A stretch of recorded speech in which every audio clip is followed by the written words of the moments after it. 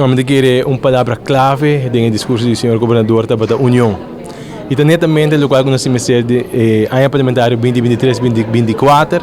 zowel para parlamento de oposição ou coalição, nós estamos debatendo isso aqui. Agora que a Aruba está parada diante RAFT, uma lei de consenso de reino, onde nós como parlamento temos que ir como bloco representar a Aruba, mas mais bem também burba na busca melhor deal para a Aruba. Está sendo que corro com a bira underlinge regeling, com o mesmo tipo de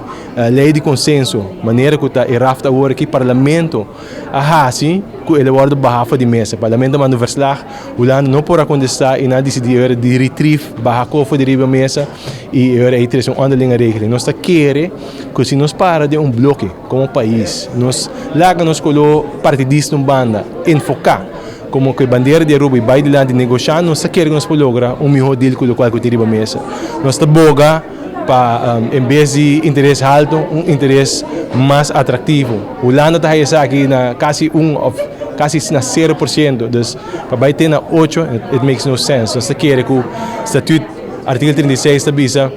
está el kander bij, dingen aqui também nós busca para Holanda está nos bem para sobre a Aruba sempre mostra de começamento de status a parte para o nunca da default de você pago não que está a fiança e dingen aqui tampouco nós está pensando para default, então nós que complica tudo isso aqui, pero seguro nós está bem para negociar para um melhor interesse, melhor condição, melhor norma não dingen aqui, seguro.